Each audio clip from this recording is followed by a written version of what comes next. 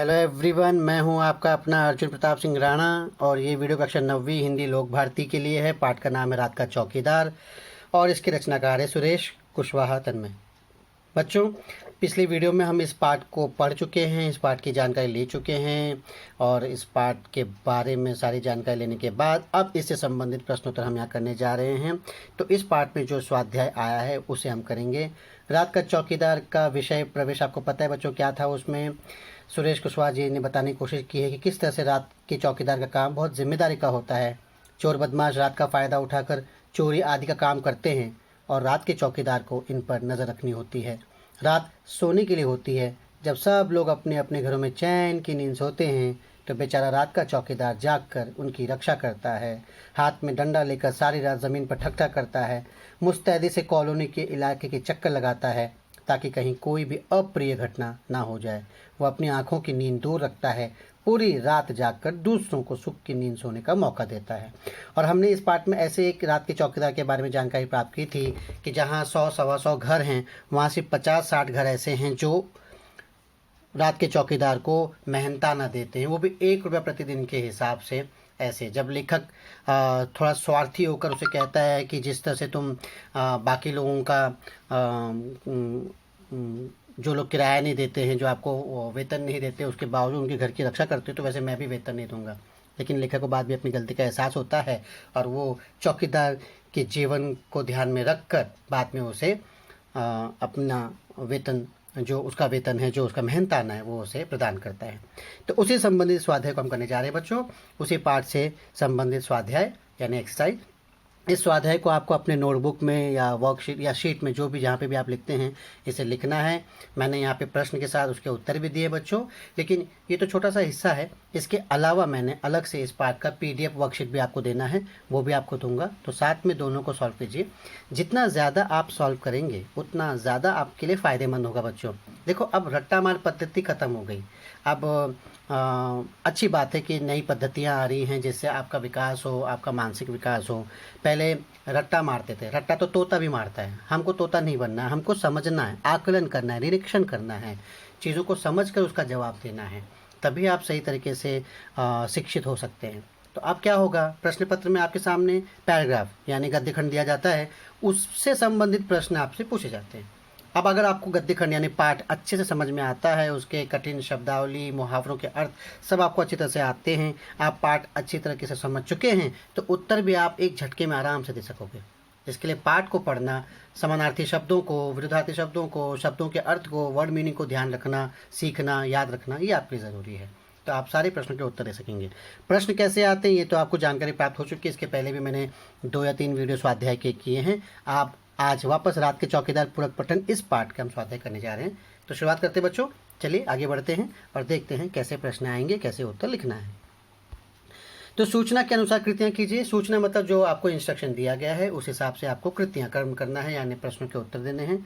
तो पहला प्रश्न है संजाल। संजाल मतलब एक आकृति जैसा आपको बॉक्स में क्वेश्चन दिया गया है, उसके चारों तरफ उसके उत्तर लिखने हैं आपको। याद रखो बच्चों, जिस तरह का बॉक्स दिया गया है या जो आकृति बना के दी गई है, उत्तर भी आपका वैसे ही होना चाहिए, आकृति में ही, तभी आपको पूरे अंक मिलेंगे। अगर आपने आकृति बनाकर उत्तर नहीं लिखी तो संभव है आपको उसके पूरे अंक ना मिले। प्लस कुछ बच्चे पूछते हैं कि पेंसिल से आकृति बनाएं या पेन से बनाएं। बच्चों, ऐसे तो सरकार की तरफ से या एजुकेशन डिपार्टमेंट की तरफ से गाइडलाइन आई है कि आपके हाथ में पेन है तो पेन से ही आप आकृति बनाइए। तो आपको किसी पेंसिल और कलर, ये सब का कलर पेंसिल सबका इस्तेमाल करने की ज़रूरत नहीं है, क्योंकि ये टाइम भी लेता है। तो आपको हाथों से, पेन से ही आकृति बनानी है। तो पहला प्रश्न है, चौकीदार से मारपीट करने वाले। अब देखो आप बच्चों, जब हमने पाठ पढ़ा था तो उसमें देखा था कि रात में जब चौकीदार चौकीदारी करता है तो उसके साथ कौन कौन से लोग हैं जो मारपीट करते हैं, है ना। तो कौन कौन से लोग थे वहाँ पे, सिंपल तरीके सामने सामने उत्तर आया था। कितना आसान है, आपको याद नहीं करना पड़ रहा है, बस पैराग्राफ देखो, समझो और उत्तर लिखो। मात्राओं की मिस्टेक नहीं होनी चाहिए, पूरे अंक ले जाओ। नशे वाले लोग मारपीट करते हैं चौकीदार से। पत्ते वाले, जो पत्ते खेलते हैं वो मारपीट करते हैं। गुंडे, जो गुंडे टाइप के लोग होते हैं वो मारपीट करते हैं। बदमाश, जो बदमाश टाइप के लोग। तो ये 4 बॉक्स थे, 4 उत्तर। हो सकता है इससे ज़्यादा भी उत्तर हो, जितने उत्तर हो, लेकिन आपसे 4 पूछा गया तो आपको 4 ही उत्तर लिखना है। फिर अगला प्रश्न है, लिखिए क्या चौकीदार द्वारा पैसे न देने वाले घरों की भी रखवाली करने का कारण। मतलब जो घर पैसे नहीं देते थे फिर भी चौकीदार उनकी रखवाली करता था। जब लेखक ने पूछा ऐसा क्यों, तो याद है चौकीदार ने क्या जवाब दिया था? चौकीदार ने जवाब ये दिया था कि कोई घटना हो जाने पर झूठा आरोप लगाने का डर। चौकीदार ने कहा था ना कि अगर कहीं कोई वारदात ना हो जाए, भगवान करे कोई वारदात ना हो जाए, भगवान ना करे कोई वारदात ना हो जाए, तो लोग झूठा आरोप लगाते हैं। तो झूठा आरोप लगाने का डर तथा चौकीदार का केवल पैसे के लिए काम न करने का विचार। याद है उस चौकीदार ने कहा था कि मैं सिर्फ पैसों के लिए काम नहीं करता, मतलब उसका प्राइम मकसद है लोगों की रक्षा करना। तो ये उत्तर था, तो ये कारण था कि जो पैसे नहीं देते थे उनके घरों की रखवाली भी वो करता था। ज़रूरी नहीं बच्चों जिस शब्द में मैंने उत्तर लिखा उसी शब्द में आप उत्तर लिखो, ऐसा ज़रूरी नहीं, आपके शब्द अलग हो सकते हैं, मतलब वही होना चाहिए जो यहाँ पे दिया गया है कि वो कोई उस पर झूठा आरोप न लगाए और वो सिर्फ पैसों के लिए काम नहीं करता था। ऐसे भी आप सिंपल सरल शब्दों में उत्तर लिख सकते हैं। फिर दूसरा है चौकीदार की असुरक्षा का कारण। चौकीदार असुरक्षित क्यों अपने आप को असुरक्षित क्यों महसूस करता था? क्यों? क्योंकि गुंडे बदमाशों का मारपीट करना। रात में अभी देखिए चौकीदार अकेला है, गुंडे बदमाश अकेले नहीं, वो 4-5 की भीड़ में होते हैं, लोगों में होते हैं, ग्रुप में होते हैं, तो उनकी मारपीट से चौकीदार असुरक्षित महसूस करता था। फिर भी लोगों को सुरक्षा देना है इसलिए वो रात में काम करता है। देखिए ऐसा है। नीचे दिए गए अनेक शब्दों के लिए एक शब्द लिखिए बच्चों। नीचे दिए गए अनेक शब्दों के लिए मतलब रातों में सड़क पर लाठी ठोंकते, सीटी बजाकर पहरा देने वाला। तो इस लाइन के लिए एक शब्द आपको देना है, तो आपको तो पता ही चल गया होगा, चौकीदार, है ना? यही तो उसी तो पूरा पाठ है। अपनी जिम्मेदारियों तथा कर्तव्य को निभाने वाला, तो हम क्या कहते हैं उसको? जिम्मेदार व्यक्ति, तो जिम्मेदार। उसके बाद घटना के अनुसार वाक्यों का उचित क्रम बना के लिखे। बच्चों मैंने आपको पहले भी कहा है सबसे आसान यही होता है, मतलब सामने पैसेज में घटना दी गई है, जो भी लिखा गया है, लाइन दी गई है, कौन सी लाइन पहले आती है, कौन सी उसके बाद आती है, कौन सी उसके बाद आती है, आपको सिर्फ उतार देना है। यहाँ पे देखिए 3 लाइन दी है। सबको किसी न किसी का डर लगता है, रात में अकेले घूमते तुम्हें डर नहीं लगता, ऐसा पहले मेरे साथ हो चुका है साहब जी। तो ये 3 लाइन दिए गए, उल्टा सीधा ऑर्डर है, क्रम ऊपर नीचे है, इसको सीधा करना। तो पहले कौन सी लाइन थी पैराग्राफ में? पहले ये लाइन थी, ऐसा पहले मेरे साथ हो चुका है साहब। दूसरा, रात में अकेले घूमते तुम्हें डर नहीं लगता।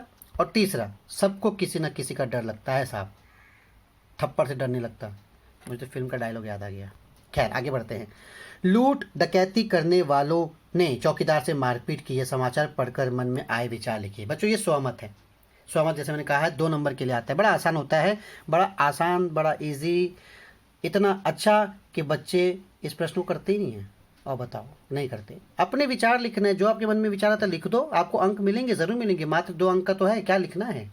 2 अंक के हिसाब से लिखो, 5-6 लाइन लिखो जो आपके मन में आता है। जैसे यहाँ पे लिखा है लूट डकैती करने वालों ने चौकीदार से मारपीट की, तो आपके मन में क्या आया? तो लिख सकते हैं ना, ये समाचार पढ़ के मेरे मन में विचार आया कि बेचारा चौकीदार रात भर हमारी सुरक्षा करता है और कुछ भी असुरक्षित चीज़ से सबसे पहला सामना चौकीदार का होता है। हमारी रक्षा के लिए वो अपनी जान हथेली पर रखकर हमारा ध्यान रखता है। जब चौकीदार से इस तरह से लूट डकैती करने वाले मारपीट करते हैं तो मुझे बड़ा दुख होता है। मुझे ऐसा लगता है कि चौकीदार का भी ध्यान रखा जाना चाहिए और इसके लिए चोर डकैती करने वालों के मन में पुलिस का डर होना चाहिए। चौकीदार भी सुरक्षित रहे और हमारी सोसाइटी में, हमारे आसपास में अगर कैमरे हों, सीसीटीवी कैमरा हो, तो इस तरह से चौकीदार की भी रक्षा हो सकती है। कोई उस पर हमला करने से पहले 10 बार सोचेगा, है ना बच्चों? बस देखिए मेरे मन में विचार आया, मैंने बोल दिया, इसी को लिखना है और नंबर मिल जाएंगे। आपको भी यही करना है, पता नहीं क्यों छोड़ देते हैं, नहीं छोड़ना है, लिखिए, कुछ ना कुछ लिखिए, नंबर आपको ज़रूर मिलेंगे। अब आते हैं बच्चों भाषा बिंदु यानी व्याकरण सेक्शन में। निम्नलिखित वाक्यों में से सर्वनाम छांटकर भेदों सहित लिखिए। सर्वनाम। अब यहाँ पर देखिए बच्चों एक वाक्य दिया गया है पूरा, चाहे कुछ भी हो जाए मैं निज व्रत नहीं छोड़ता, मैं सदैव अपना कर्म करता हूँ और अन्यों से भी करवाता हूँ। अब इसमें सर्वनाम निकालना है बच्चों। सर्वनाम प्रोनाउन आप बचपन से कर रहे हैं, पहली, दूसरी, तीसरी, चौथी, 5वीं सिखाया जाता है। क्या है सर्वनाम? सर्वनाम संज्ञा के स्थान पर यानी नाउन के स्थान पर जिन शब्दों का हम प्रयोग करते हैं उसे सर्वनाम कहते हैं। पता है आपको ना? जैसे राजीव देर से घर पहुंचा क्योंकि उसकी ट्रेन देर से चली थी। अब देखो बच्चों इस वाक्य में मैंने दूसरी बार उसकी शब्द कहा, राजीव नहीं कहा कि राजीव देर से घर पहुंचा क्योंकि राजीव ट्रेन देर से चली थी, राजीव की ट्रेन, मैंने कहा उसकी ट्रेन। तो उसकी जो ये शब्द है ना, यही सर्वनाम है। और आपको ये भी जानकारी दो बच्चों कि हिंदी में सर्वनामों की लगभग 11 संख्या मानी जाती है। 11 सर्वनाम माने जाते हैं। कौन कौन से? मैं, तू, आप, यह, वह, जो, सो, कोई, कुछ, कौन, क्या। वीडियो पॉज करके देखिए कितने हैं, 11 हैं टोटल। तो ये 11 माने जाते हैं और इनके सर्वनाम के टोटल 6 प्रकार माने जाते हैं। पुरुषवाचक सर्वनाम जैसे मैं, तुम, आप। निजवाचक जैसे मैं खुद का काम कर रहा हूँ तो खुद ये निजवाचक हो गया। निश्चयवाचक यानी कि कंफर्म होता है उत्तर सर्वनाम यह वह ऐसे। अनिश्चयवाचक, प्रश्नवाचक सर्वनाम, संबंधवाचक। तो आपको सर्वनाम ढूंढना है। अब देखिए यहाँ पे क्या है सर्वनाम, प्रोनाउन इन इस वाक्य में कौन कौन से हैं। तो चाहे कुछ भी हो जाए, मैं, तो मैं सर्वनाम है। अब आपको बताना है कि मैं कौन सा सर्वनाम है। कितने बॉक्स दिए गए हैं यहाँ पे, 1 2 3 4 5 बॉक्स दिए गए हैं, उतना होगा भी शायद। तो मैं से पहले कुछ दिया है। ओहो, कुछ बच्चों, कुछ। तो कुछ होता है अनिश्चयवाचक, मतलब पता नहीं कितना, तो अनिश्चयवाचक सर्वनाम होता है ये। उसके बाद है मैं, तो मैं उत्तम पुरुष यानी पुरुषवाचक। आप खाली पुरुषवाचक लिखेंगे तो भी चलेगा, पुरुषवाचक सर्वनाम। उसके बाद निज, निज यानी खुद का, तो निजवाचक सर्वनाम। फिर वापस आया है मैं, देखिए लाइन से आ रहा है मैं, तो ये पुरुषवाचक है। सदैव अपना, तो अपना निश्चय निजवाचक है। और क्या है, करता हूँ, अन्यों से करवाता हूँ, अन्य, तो अन्य, इस तरह से अन्य, अन्य भी माना जा सकता है, अन्य को भी बोल सकते हैं हम लोग, है ना। तो ये पुरुषवाचक सर्वनाम ही माना जाएगा, अन्य, ऐसे। तो जो भी है, अगला, निम्नलिखित वाक्यों में से क्रिया छांटकर भेदों सहित लिखिए। क्रिया बच्चों, क्रिया आपको पता ही होगा, क्रिया क्या होता है। अब यहाँ पे एक वाक्य दिया गया है, चाहे कुछ भी हो जाए मैं निज व्रत नहीं छोड़ता, मैं सदैव अपना कर्म करता हूँ और अन्यों से करवाता भी हूँ। तो लाइन वही है। अब यहाँ पे हमको क्रिया, वहाँ पे हमने सर्वनाम निकाला था, अभी क्रिया निकालना। क्रिया क्या है बच्चों, ये भी आपने पहले से सीखा हुआ है। ऐसे शब्द जो हमें किसी काम के करने या होने का बोध कराते हैं, मतलब जैसे पता चलता है कि कोई काम हो रहा है, जैसे पढ़ना, लिखना, खाना, पीना, खेलना, सोना। ना ना ना ना ना, मोस्टली जिस शब्द में ना लगता है ना बच्चों, वही है क्रिया। करेक्ट। तो ये क्रिया होता है। अभी उससे अभी देखिए क्या है कि राकेश गाना गाता है, तो गाता है यानी गाना। मोहन पुस्तक पढ़ता है, तो पढ़ता है यानी पढ़ना, है ना, है यानी होना। तो ये सारी क्रिया है। बच्चों एक बात और ध्यान दीजिए कि क्रिया हमें समय सीमा के बारे में बताती है। समय सीमा मतलब कि क्रिया के रूप से हमें पता चल जाता है कि कार्य वर्तमान में हुआ है कि भूतकाल में हुआ है। मैं कहूँ पढ़ता है तो वर्तमान काल में, मैं कहूँ पढ़ता था तो भूतकाल में, मैं कहूँगा पढ़ूंगा तो भविष्य काल में। तो क्रिया बताता है कि टेंस क्या है, टेंशन नहीं, टेंस, है ना, काल।